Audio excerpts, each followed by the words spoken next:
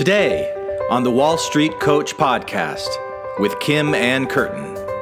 It's just, there's all this pressure, you know? It's not your responsibility to take people out of pain. You do have a nail in your head. It is not about the nail. It's your responsibility to be able to sit in the pain with them. Empathy is feeling with people. All of us have needs. You always try to fix things when what I really need is for you to just listen. We all have individual needs, and we are either getting those needs met or we're not getting those needs met. It's just, sometimes it's like, there's this achy, I don't know what it is. The reason that might be hard for some people is because they have yet to learn how to sit in their own pain. Hey, I know what it's like down here, and you're not alone. Why is there so much despair out there in the world? Because people feel alone. They think they're the only ones who are feeling that disconnected. And the reason it's so systemic now is because most of us haven't been taught how to empathize with somebody and climb down into that dark hole with somebody and just sit there with them. The point is, ladies and gentlemen, that greed is good. Don't confuse greed with desire. You don't have to exploit other people to get what you want. Having desire is good. Let me tell you something. There is no nobility in poverty. Money has become this powerful symbol for wealth, so that you can have all the money in the world. And if you don't have peace of mind, you are not going to be a happy camper. I don't lie to myself. I don't hold on to a loser. The moment it doesn't feel right, I let it go. Get away from it. Oh, it's so easy to lie to ourselves, whether it's holding on to a losing position in a trade or in our life. Our ego does not like to be wrong, but that lie will cost us each and every time. The Wall Street Coach podcast with Kim and Curtin. I want to welcome you to this and introduce you to Glenn Uslan, my co-conspirator on these podcasts. I want to be your sidekick. Okay. I'll be I'll ride in the sidecar of your motorcycle, and you can be Batman and I'll be Robin. I think that's awesome. Okay, Batman and Robin. Or Batwoman or Bat Coach. Right. I'm not Bat Coach. I like that. Robin and Batman is always good. Good metaphor. I like it. Okay, so you're the sidekick. Fine. Sure. I won't argue that with you. So we're back, and I'm excited to have you guys listening, and I hope every episode gets better and better.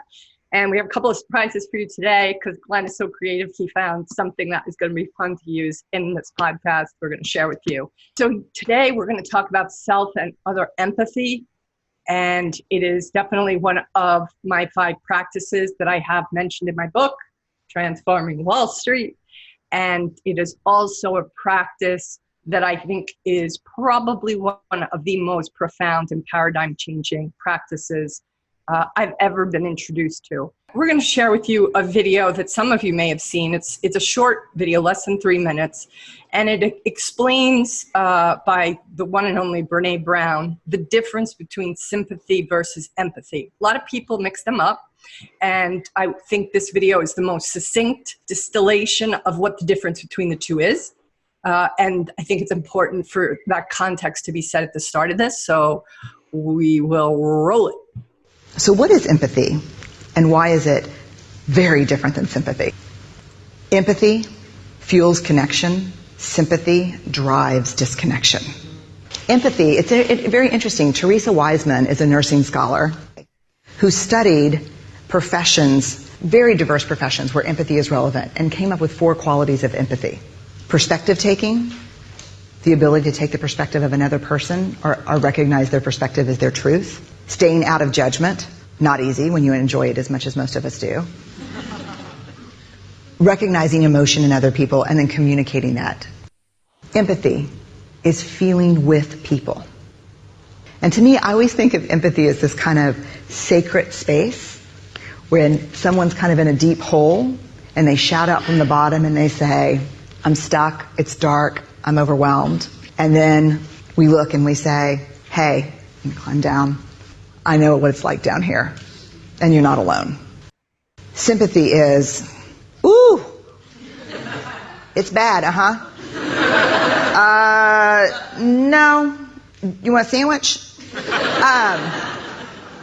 Empathy is a choice, and it's a vulnerable choice, because in order to connect with you, I have to connect with something in myself that knows that feeling.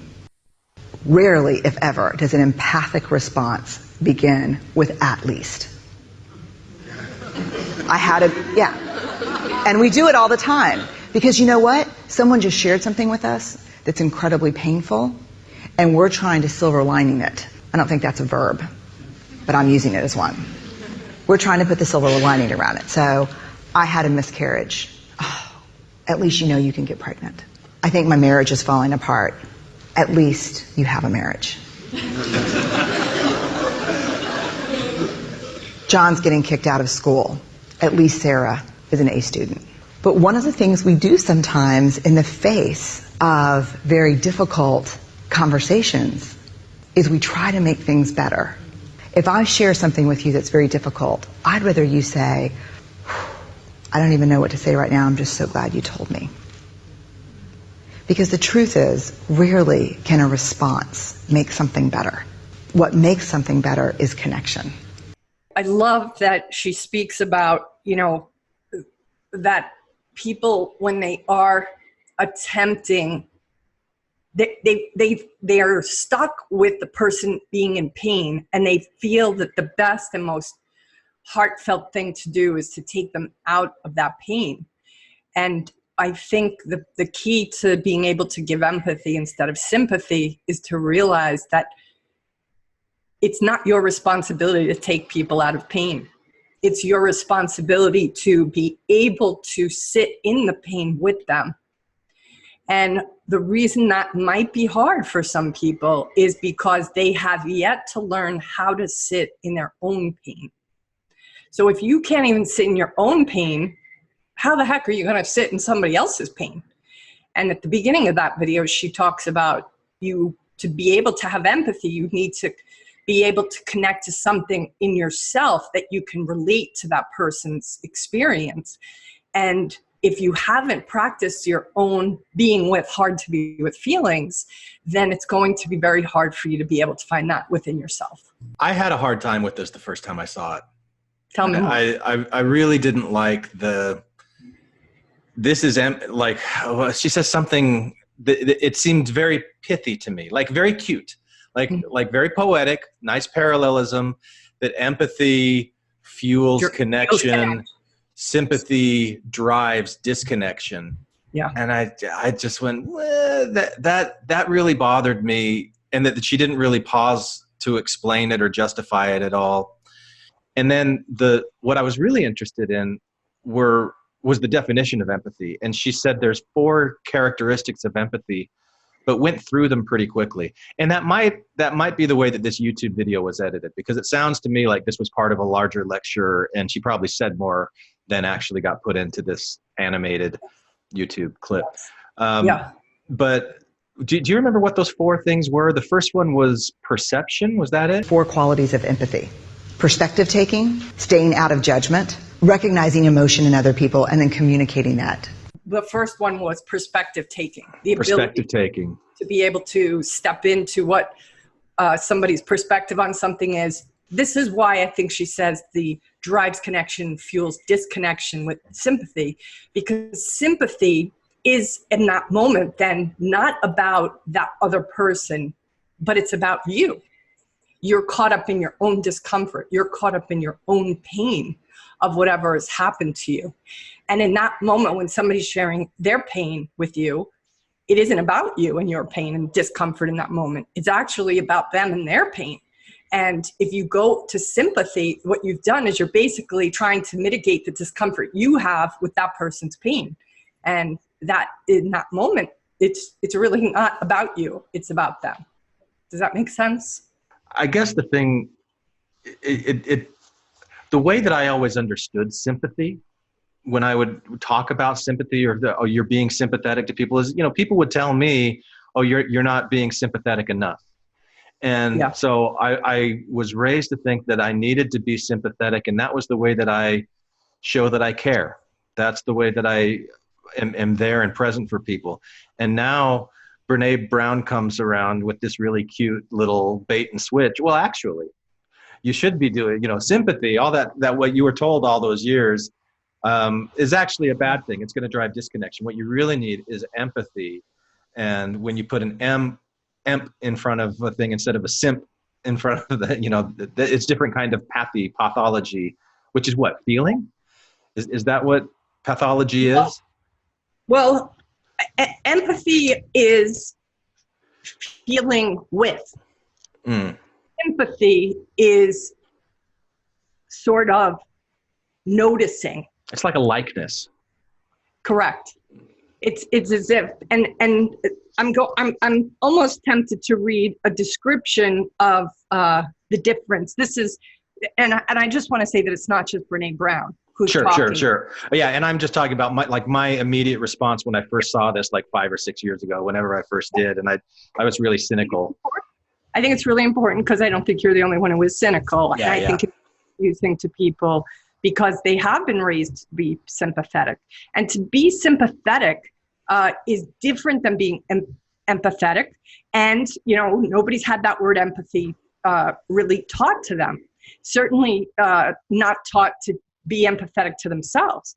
So I'm going to read a passage from my book, Transforming Wall Street. And this is an interview with Marshall Rosenberg that Deanne Killian did, titled Sympathy versus Empathy.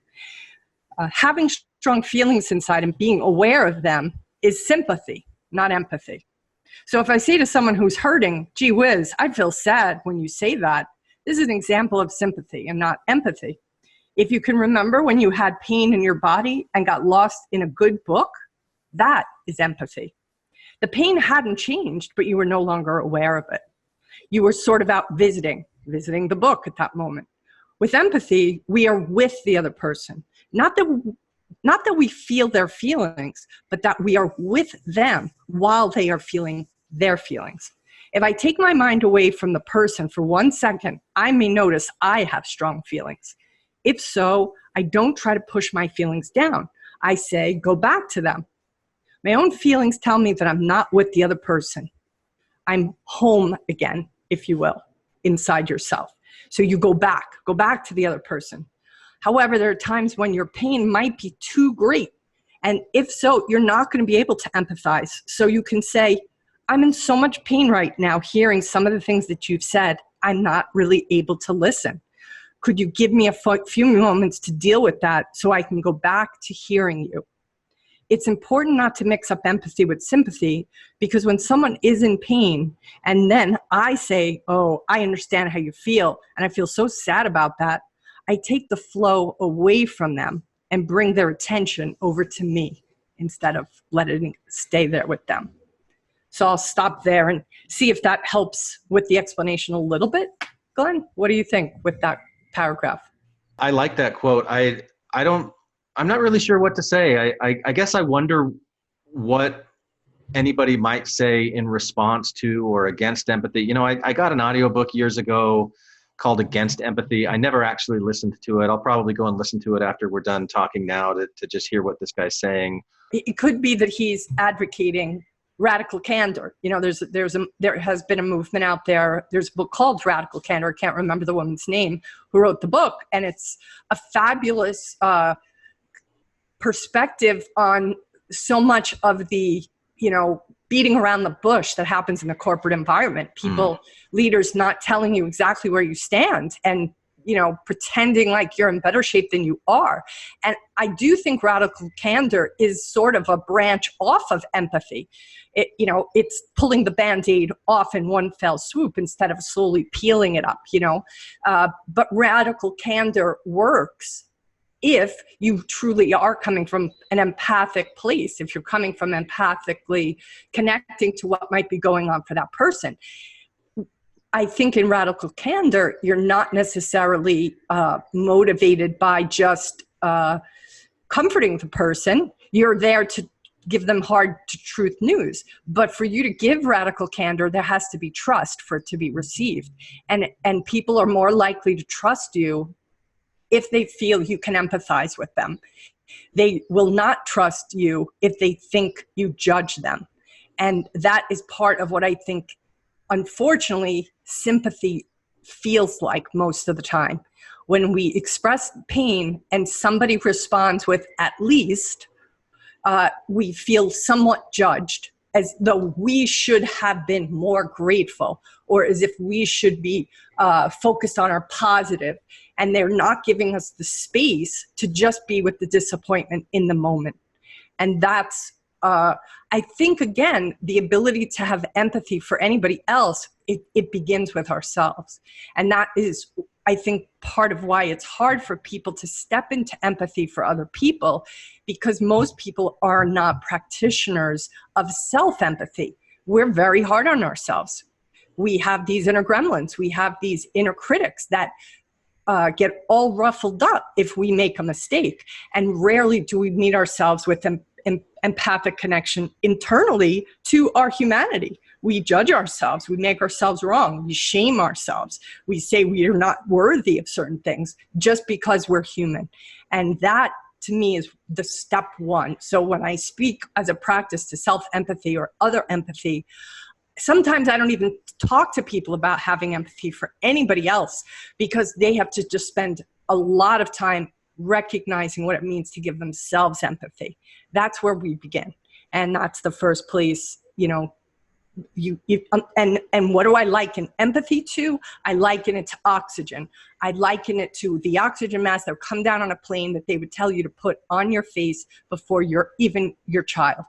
Because if you don't have oxygen, you're not going to be able to succeed at getting the oxygen mask on that child. So let's just talk about self-empathy for a minute, because for us to be able to step into other empathy, first we have to understand what self-empathy is. And is that's like being okay with feelings that normally people would say, oh, just, buck up. Just pull yourself up from the, quit wallowing. Correct. Quit wallowing. Quit being so needy. You need to just get over it and you need to get on with it. That's kind of like the culture of success. I wouldn't say it's a culture of success. I would say it's the culture of this work ethic that we have, especially in the United States, around pull yourself up by your bootstraps. Yeah. And this marine-like no pain, no gain. Push through it. And this is not just in the United States' culture. This is in a few other cultures, but we definitely are very high on this self-determinism. And the way we view it is, the just do it mentality. And there is a time and a place for that.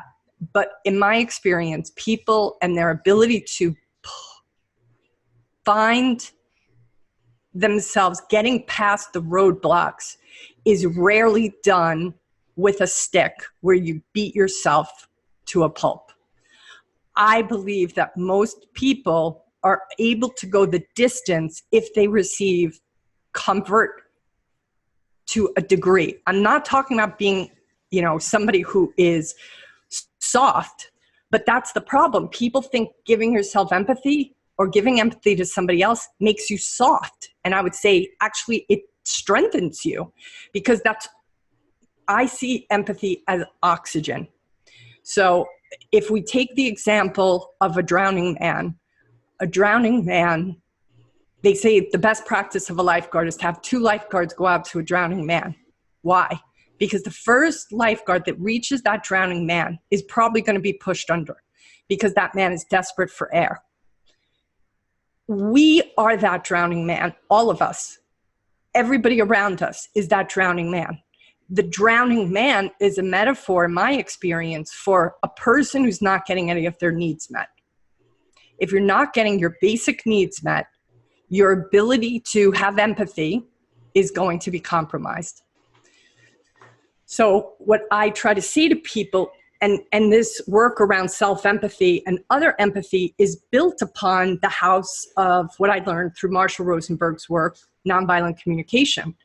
And what he says is that basically all of us have needs. We all have individual needs. And we are either at all times getting those needs met, or we're not getting those needs met, or we're getting some met and others not met. The reason these are so important to understand is because when needs are not met, we have challenging feelings. like frustration, sadness, depression, anger. Those are a collection of feelings that come when needs are not met. And in the moment you're complaining about that, if the person next to you is able to acknowledge those feelings and understand that you have those feelings, their ability to give you empathy in that moment is going to have you have a shift, because you'll feel acknowledged. You'll feel like, yeah, what I'm feeling is valid, makes sense. And now you're in a position to potentially transcend out of that place of depression or anger or frustration, because you've been acknowledged, which is another need we all have. And what I want to invite everybody to do is feel comfortable to email me, reach out if you want a copy of this needs list. I have a copy, but there's also other resources online that I can point you to. I do recommend you get really clear on what your non-negotiable needs are and what your human needs are, right? These are just, call them human needs, call them universal needs. These are needs every human being has to some extent. And sometimes we're getting them met and sometimes we're not getting them met.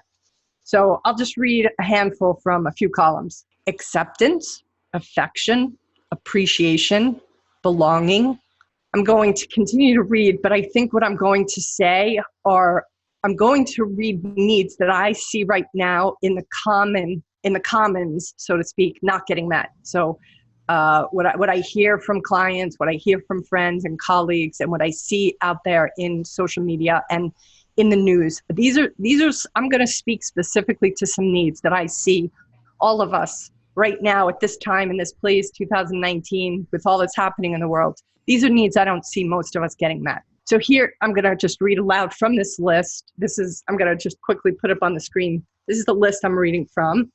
And I'm going to just select out needs I see a lot of people right now not getting met. Our need for belonging, I feel, is not being met currently. Cooperation is not being met. Communication is not being met. Closeness, companionship, compassion, consideration, consistency, empathy, inclusion, intimacy, love, mutuality, nurturing, respect, and self-respect, safety, sure as heck not getting that one met right now, stability, support, to see and be seen, trust, warmth. Now, that's only a few from these three columns, but I'm going to stop there to just say, if you shook your head in agreement to any of those needs not being met currently for yourself personally or professionally, then I want you to see if you can identify any of these feelings, because these inevitably are the feelings people have, all of us, when those needs are not met. Anger, irritation, discouragement, reluctance, hopeless, concerned, frustrated, overwhelmed, lonely, annoyed, distressed, helpless, disappointed, confused, uncomfortable, sad. So now I want you to say to yourself, what of those feelings that she just mentioned do I have? You may have all of them, but there may be ones that ring really true for you. And what I want to say to you is, first of all, I want to give you empathy for not getting your needs met, because to not get your needs met for short periods of time is difficult. For long periods of time is almost unbearable. And what we do when we don't get our needs met for a consistently long period of time is we numb. Why do we numb? Because to feel those feelings that I just read over and over again, every day, in and out, is a lot. And it gets overwhelming. So we have a tendency to numb them. And how do we numb them? Well, you name, the number of choice: food, sugar, alcohol, drugs, shopping, working, exercise, listening to podcasts. I mean, honestly, you can take cleaning your house, working 24/7. I mean, anything can be used to numb. And that is what we as a culture, unfortunately, because of the consumeristic culture we do live in, it's really easy to numb. We can just go shop online now. We can just go and, get a couple of drinks with somebody right after work and then go to the mall. I mean, it's so easy to numb. And look, I numb. Nobody I know doesn't numb. I don't think it's about thinking you're never going to numb, but it's recognizing, wow, what might be the needs behind my feelings, so that you can go about maybe taking strides to get those needs met. And that is the piece that I really want to introduce to everybody, because I see so much numbing happening across our culture. And here, personally, I know that even I can numb, but at least I'm conscious. Okay, I'm numbing right now. I'm having some, Ben and Jerry's, chocolate ice cream. And what am I numbing? Maybe I'm numbing loneliness. Like, at least I'm able to identify that I'm numbing, and I'm able to identify what the need is that wasn't met for myself. That's the first step. And does it mean I'm always successful? No, but that, even recognizing that might be going on, I can connect with somebody. I'm fortunate that I could call a friend and be like, I'm just feeling lonely right now. I just been working all day in my house and haven't seen any people, and I just kind of feel by myself. So I can take steps to try to get the needs met. The days when they don't all answer the phone or they're not available, maybe the chunky monkey's got to be eaten that day, right? But the point is, at least I'm aware loneliness or the need for connection has not been met maybe for 3 days. I better get my butt outside and go work at a coffee shop, or go down to lunch with a friend, or make sure I have somebody over for dinner.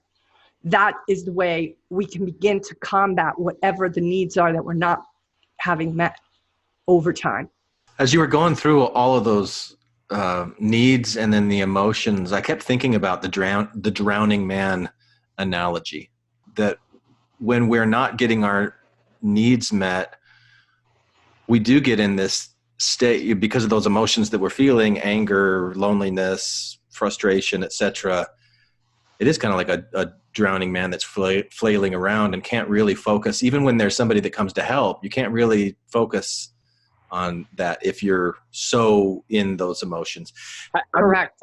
Then back to empathy. Is it just like when you recognize that you're numbing and you recognize that you're experiencing those emotions, and that it's because you're not getting your needs met, that that you just allow yourself to feel that, and you do it without judgment? I think those were the 4 things that she mentioned. I think the first one that had to do with perspective. I think the second one was non-judgment. Staying out of judgment, not easy when you enjoy it as much as most of us do. Judgment. Yeah. Because that was a really important part, I think, of distinguishing empathy from sympathy. Whereas in sympathy, there's some judgment it's at least implied. At least it's not as bad as this. So quit whining about what it is you're doing is the implication there. Whereas empathy is just, this is hard stuff. Yeah, I think if we go back to the drowning man scenario, what that is a metaphor for is, without oxygen, we are not functioning at our best. A drowning man is an example of a person not functioning at their best. Their ability to go outside of themselves, to be in tune to the lifeguard they're drowning just so they can get up, we couldn't ask that of him. We can't ask a drowning man to have empathy for a lifeguard when all he knows is he needs oxygen. And in a way, that drowning man is ourselves and everybody around us in this current culture, because none of us are getting our needs met. And our frustration with one another is as though we're frustrated with a drowning man. If anybody got mad at that drowning man, you'd be like, what's your problem, dude? He was drowning. He needed oxygen. Well, that is basically every person you encounter every day. Every person you encounter every day is that drowning man. Because 9 times out of 10, the people you're interacting with, professionally, personally, at Starbucks, on the road, are people who have yet to succeed at getting their needs met, therefore are operating on very limited amounts of oxygen. Their ability to see you, notice you, not to mention your needs, is completely compromised by the fact that they are barely breathing because they have none of their needs met.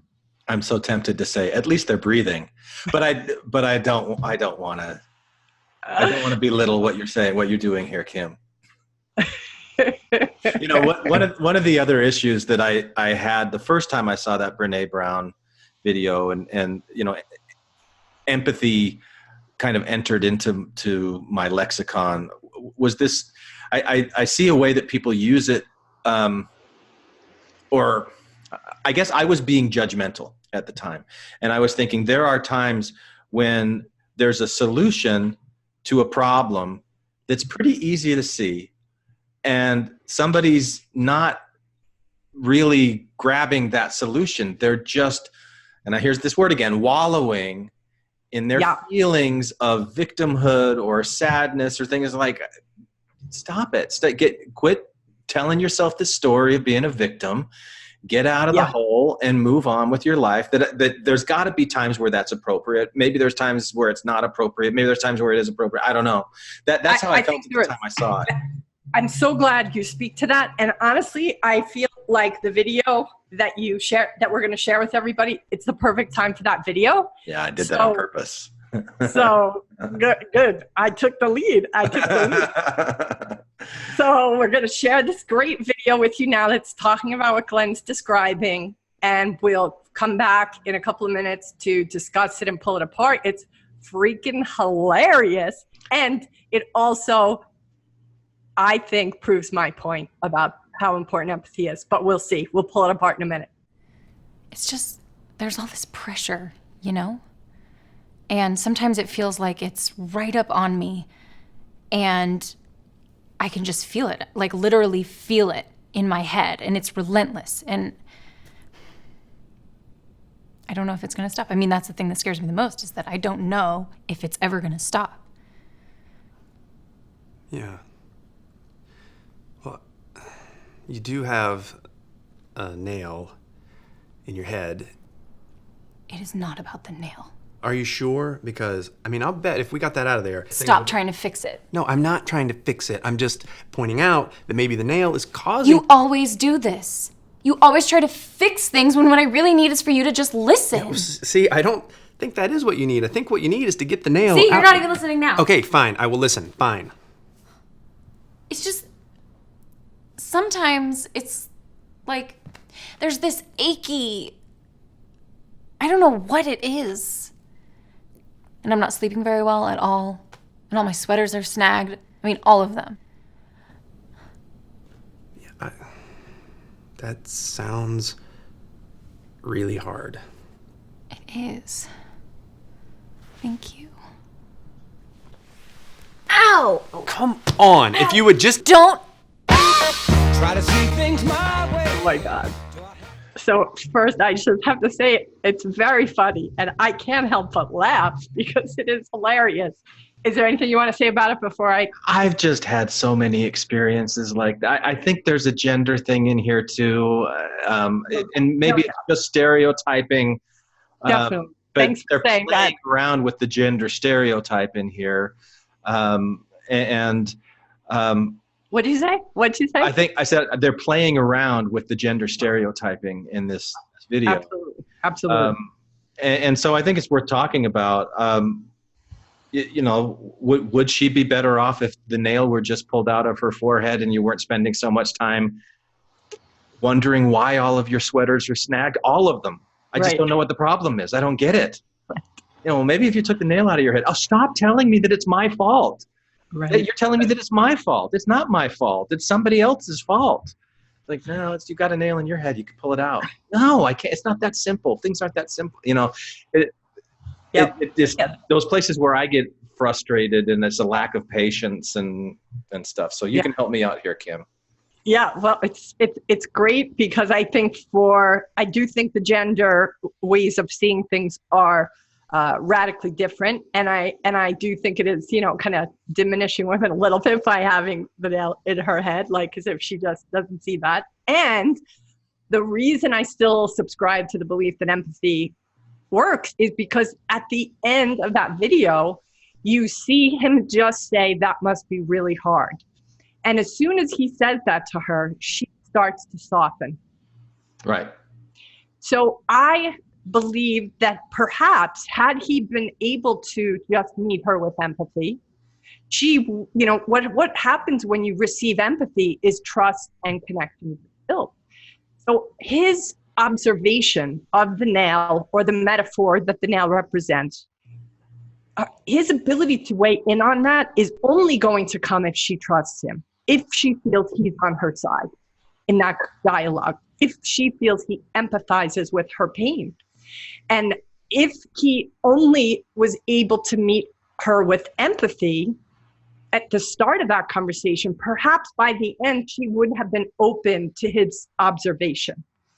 So the other thing I think I'm going to pull in here is, in coaching, I speak hard truths, but I don't speak hard truths until I have empathized with my client. And I recommend that to everybody in relationship. There may be a time and a place where we have to say, there is a nail in your head. But if we want that to be heard, then we have to be sure that we have built trust and we have a relationship with that person where they are open to what we have to the perspective we have. Because if they hear us simplify something that they feel is not simple, then they're going to resent us and they're going to shut down and not listen. If I go back to that first example I gave in the last podcast about self-responsibility, I was having a conversation that time with a family member who basically was saying to me, this is a nail. And I was saying, I don't think it is a nail. He was the one that was telling you that being part of Landmark, you had joined a cult. Correct. Yeah. So for him, it was just a nail. He couldn't see it as anything other than a nail. And his concern notwithstanding, I had to find a way to empathize with his perspective. From his perspective, I could see how looking at something on the internet or hearing something from a colleague would scare him. And my ability to empathize with him, in the end, is what got him off my back. And that is what I am suggesting, even in this situation, even when it's as obvious to you as a nail on that girl's face, it isn't for that person. Now, there is a time and a place to be with the radical candor of you've got a nail in your forehead. But the point is, what if you say that and the person doesn't hear you and they still go walking around with the nail? Have you succeeded? No. So it's not about whether you see something that they need to, that they don't, but it's about communication. And if you want to have communication, trust has to be present. Person has to be believing you want something in their best interest, and that it's not about you being in discomfort. I think this is something that does happen between men and women a lot, because men come from a cultural conditioning of being the guys who fix it, being the guys who have to pull themselves up by their bootstrap. And so when they see that around them, they just figure, I have to fix this. And they take that, they have that burden within themselves. So when their girl, or wife or daughter shares their pain, it's usually difficult for a lot of men to express empathy because they want to go to the solution. And the woman usually in that moment is really not needing the solution, just like in that video. She doesn't want the solution. The pain she's in seems more because he is not empathizing with her than the pain she is from the nail, believe it or not. Because when you feel you're in pain and nobody is willing to relate to it with you, that is a real dark place of, honestly, I believe that's when we start to have doubts about wanting to live. It's because we feel so disconnected from anybody being able to relate to the pain we're in. And that to me is the key element of why is there so much despair out there in the world? Because people feel alone. They think they're the only ones who are feeling that disconnected. And it's I think the reason it's so systemic now is because most of us haven't been taught how to empathize with somebody and climb down into that dark hole with somebody and just sit there with them.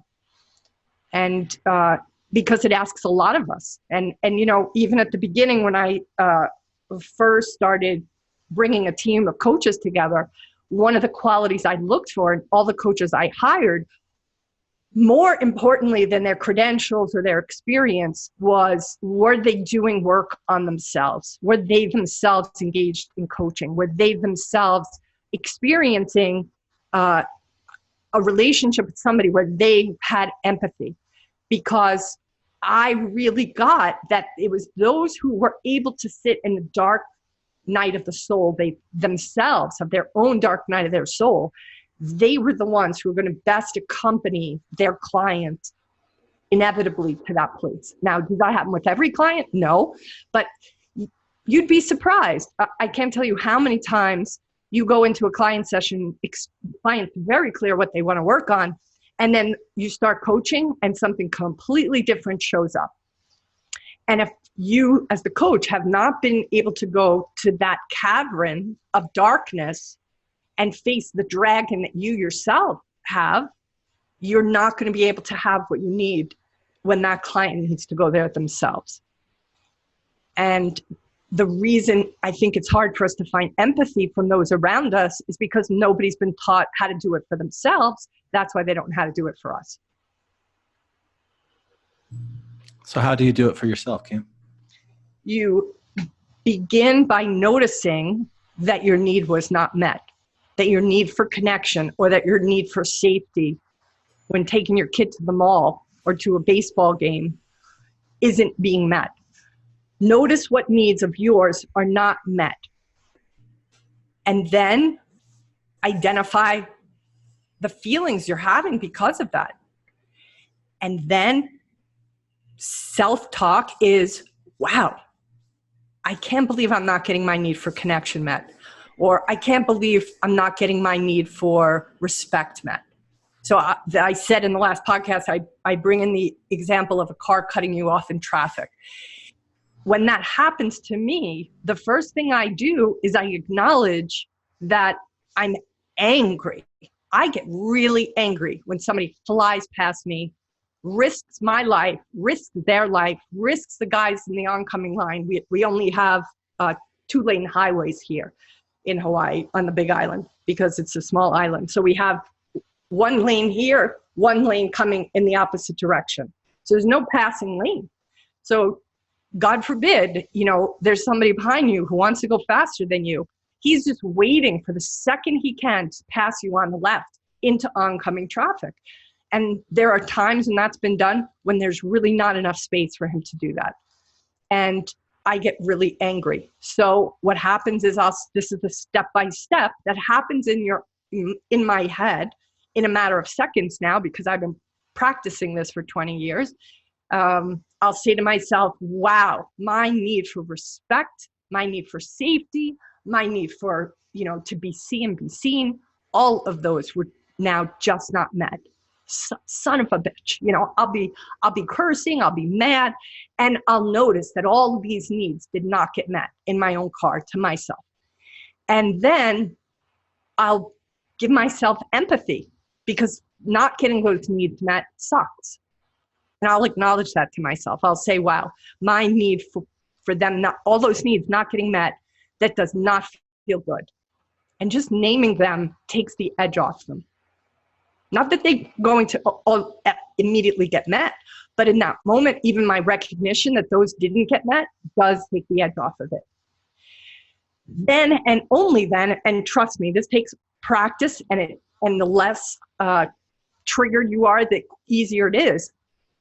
At certain points, I'm able to eventually go to a place of having empathy for that other driver. And what does that look like? That looks like me saying to myself, again, only after I've given myself oxygen, given myself empathy, same.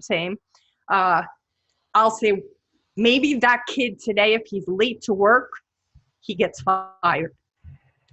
Maybe today that kid is somebody cut me off actually yesterday on the upper road. I live up on a mountain. It's a very treacherous road. It's very narrow. Both sides of the traffic. It's very curvy. It's like a Mercedes-Benz commercial. It twists and turns. There's cliffs off both sides that are thousands of feet, 3,500 feet. So, you're going from one altitude up to another. And I drive too fast on that road because I've driven it for almost 3 years now. And there are people who drive faster than I do. And this guy flew past me and I was pissed off. About 5 minutes later, I saw where he was. It was pouring raining. His girlfriend or sister had a flat tire. He was racing to get to her. So now my perspective of him has totally shifted, right? But to be honest, before that happened, before I saw where he was going, I had the thought. First, I gave myself empathy. I expressed my frustration, honestly. And then I said, okay, your need for respect didn't get met. And eventually I was able to get to the place of, but maybe something's going on for him that he has to race to.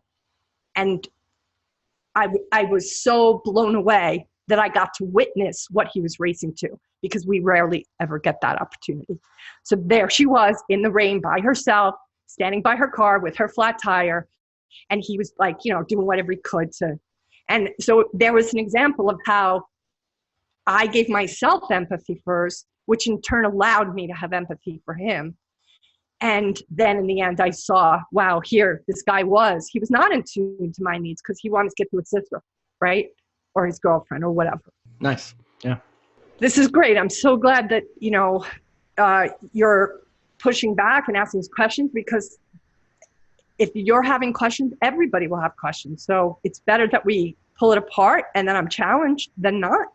Anyway, we're going to wrap this session up. I really want to thank you guys for staying through it. I can tell, just on some of our conversation Glenn and I have around this topic, it can be a little confusing, it can be a little complicated, and it can fly in the face of some things that you've heard for many years, probably from lots of different religions, or at least from, the different clubs or Boy Scouts or Girl Scouts you've been a part of.